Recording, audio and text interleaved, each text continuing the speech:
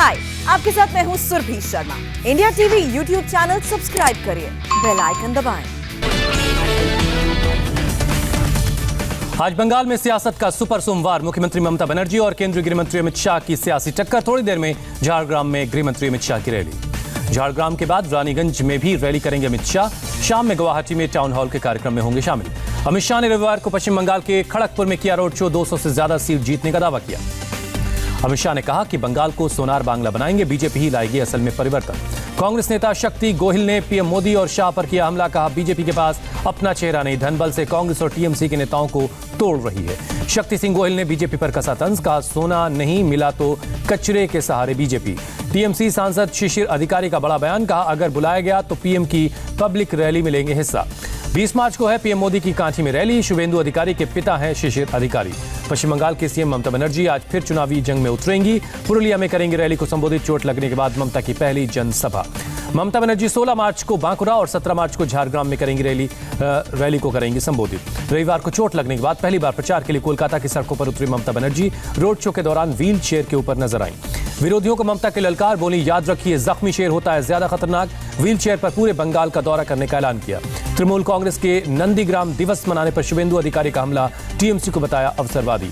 शुभेंदु अधिकारी का ममता सरकार पर हमला। कहा जिन पुलिस ऑफिसर्स ने नंदीग्राम में की थी फायरिंग, टीएमसी सरकार ने उन्हें किया प्रमोट।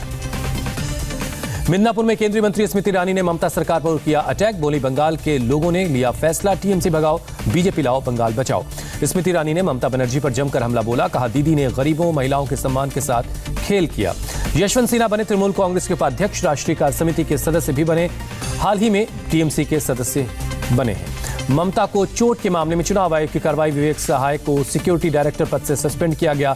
1 हफ्ते के अंदर आरोप तय करने का निर्देश। चुनाव आयोग ने पूर्व मेदिनीपुर डीएम का ट्रांसफर किया।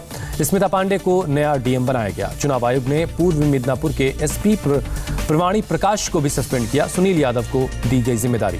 ममता की चोट के चुनाव आयोग ने कहा यह हादसा है। कहा ममता बनर्जी पर नंदीग्राम में नहीं हुआ कोई हमला, हमले के नहीं मिले कोई सबूत। इंडिया टीवी से बातचीत में बोले गृह राज्य मंत्री किशन जी रेड्डी। ममता ने चोट पर गलत आरोप लगाकर बहुत कुछ खोया है। जी किशन रेड्डी ने कहा ममता को व्हीलचेयर पर कैंपेन करने का नुकसान होगा, जनता की सहानुभूति नहीं मिलेगी। ममता की चोट पर कैलाश विजयवर्गीय का बयान। ममता ने सहानुभूति बटोरने के लिए षड्यंत्र किया।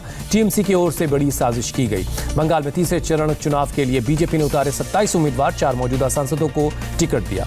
केंद्रीय मंत्री बाबुल सुप्रियो को टॉलीगंज से टिकट। सांसद निशीथ प्रमाणिक को दिनहाटा से टिकट मिला।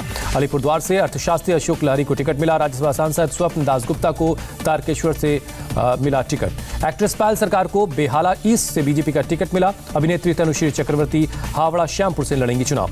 टीएमसी से आए राजीव बनर्जी डोमजूर से चुनाव लड़ेंगे। चंडीतला से अभिनेता यशदास गुप्ता होंगे मैदान में। बंगाल के लिए कांग्रेस उम्मीदवारों की लिस्ट। 34 नामों का ऐलान।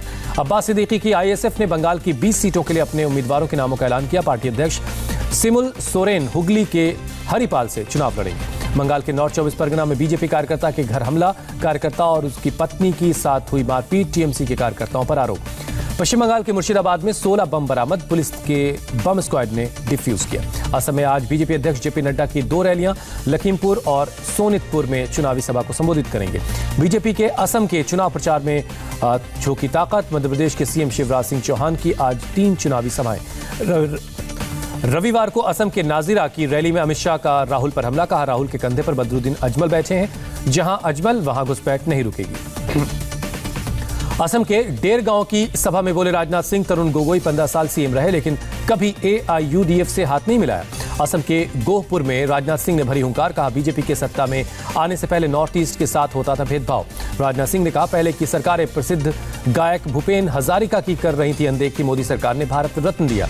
शरद पवार का बयान। बीजेपी सिर्फ असम में जीत सकती है। 5 राज्यों के नतीजे देश को नई दिशा देंगे। केरल के सीएम विजयन आज भरेंगे पर्चा। धर्मदम से लड़ेंगे चुनाव। 6 अप्रैल को मतदान। 2 मई को आएंगे नतीजे। कांचीपुरम में एमएनएम चीफ और एक्टर कमल हासन की कार पर हमला। कार्यकर्ताओं ने हमलावर को पकड़कर पीटा। बाद में पुलिस को हवाले किया गया। केरल में कांग्रेस की ने कसी कमर। चुनाव की तैयारी में जुटी पार्टी। कोट्टायम में आज चुनाव ऑफिस का किया गया उद्घाटन। अभिनेत्री से बीजेपी नेता बनी खुशबू सुंदर ने चेन्नई के 1000 लाइट्स से टिकट मिलने पर का जताया शुक्रिया। कहा मैं जीत कर दिखाऊंगी। खुशबू सुंदर ने कांग्रेस और डीएमके पर किया हमला। कहा दोनों पार्टियां महिला सशक्तिकरण के खिलाफ भूपेंद्र सिंह हुड्डा पर महिला नेता से ट्रैक्टर खिंचवाने पर किया हमला। तमिलनाडु में एआईएडीएमके ने जारी किया अपना मैनिफेस्टो। तमिल शरणार्थियों को दोहरी नागरिकता की मांग करेगी। केंद्र से सीएए वापस लेने की भी मांग करेगी। विधानसभा चुनाव से पहले तमिलनाडु में जारी है समझौते। दिनाकरन की एएमएमके और विजयकांत की डीएमडीके के बीच हुआ गठबंधन। तमिलनाडु के 60 सीटों पर चुनाव लड़ेगी डीएमडीके। ज्यादातर राज्य के शहरी इलाकों से चुनाव लड़ेगी पार्टी। तमिलनाडु में 20 सीटों पर बीजेपी उम्मीदवारों के नामों का ऐलान। प्रदेश अध्यक्ष एल मुरुगन धारापुरम से चुनाव लड़ेंगे। पुडुचेरी में कांग्रेस को एक और झटका। पूर्व मंत्री पी कन्नन अपने बेटे विघ्नेश के साथ बीजेपी में शामिल हुए। हाय, आई एम सुरभि शर्मा। खबरों से अपडेट रहने के लिए India TV YouTube channel subscribe करिए। साथ में बेल आइकन जरूर दबाएं। जुड़े रहें इंडिया टीवी के साथ।